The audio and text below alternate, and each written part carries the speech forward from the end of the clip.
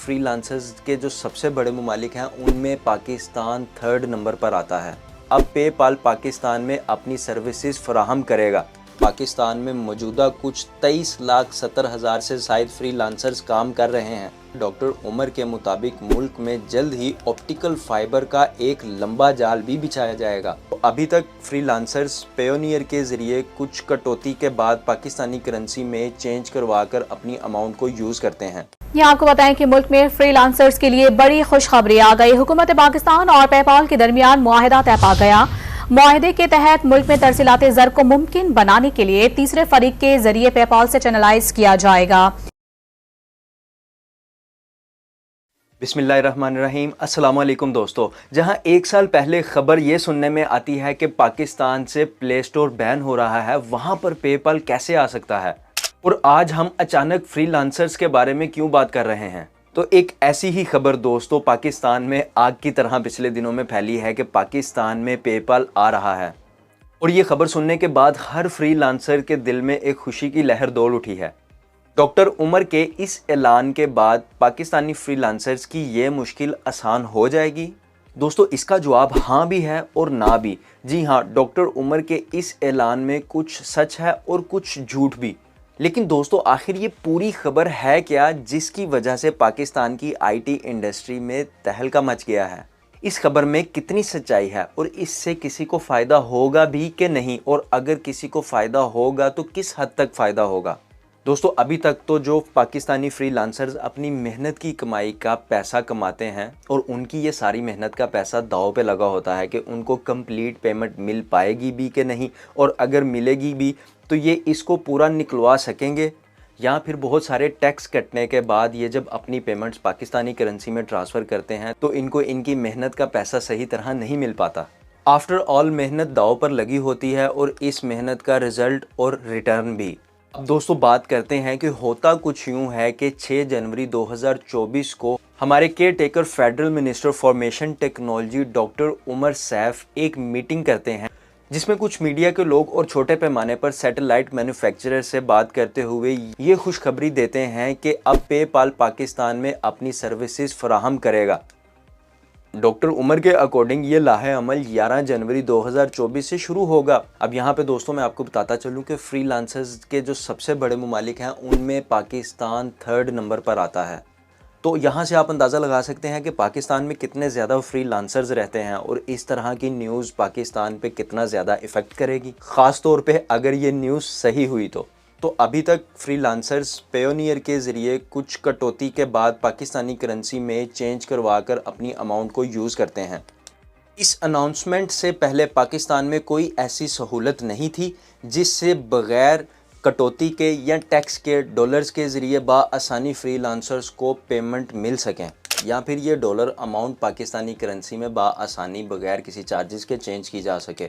अब दोस्तों जो ऐलान हुआ उसमें समझने की बात यह है कि पेपाल की तरफ से डायरेक्ट या इनडायरेक्ट तौर पर पाकिस्तान में दुनिया भर से पेमेंट नहीं की जा सकती, जिसकी वजह से पाकिस्तानी फ्रीलांसर्स की मुश्किल वहीं की वहीं नज़र आती है। यहाँ मैं बताता चलूँ कि इस प्रॉब्लम का हल के लिए पाकिस्तानी IT इंडस्ट्री और इसके एक्सपर्ट्स कई सालों से कोशिश कर रहे हैं ताकि पेपाल और स्ट्राइप जैसी पेमेंट फैसिलिटीज़ पाकिस्तान में मुयस्सर हों, पर हो नहीं पा रहा। तो दोस्तों इसकी वजह पाकिस्तान पर लगे डिफरेंट रिस्ट्रिक्शंस हैं जो मनी लॉन्ड्रिंग और दूसरे क्राइम्स की वजह से FATF financial action task force और EMI इलेक्ट्रॉनिक मनी इंस्टीट्यूट ने लगाए हैं। हकीकत में जो डील हुई है उससे थोड़ा बहुत फ़ायदा ये हुआ है कि अब बाहर बैठे US और UK सिटीजन्स पाकिस्तानी जो US और UK में मौजूद हैं बाआसानी पेमेंट्स पेपाल अकाउंट बना कर सकते हैं, जबकि ये सेम चीज़ पाकिस्तान में पेपाल पेयोनियर के साथ मिलकर कर रहा है। लिहाजा PTA खुद कोई पेमेंट की सहूलत शुरू नहीं कर रही। ये डिसीजन इंटरमीडिएट थर्ड पार्टी के ज़रिए पूरा होगा और यही थर्ड पार्टी पाकिस्तान में पेयोनियर है जो कि पेपाल के कुछ फंक्शंस परफॉर्म करेगा, ना कि पेपाल ये पूरा काम खुद करेगा। ये पेपाल का फैसला पूरी दुनिया पर लागू हो रहा है, ना कि सिर्फ स्पेशली पाकिस्तान पर।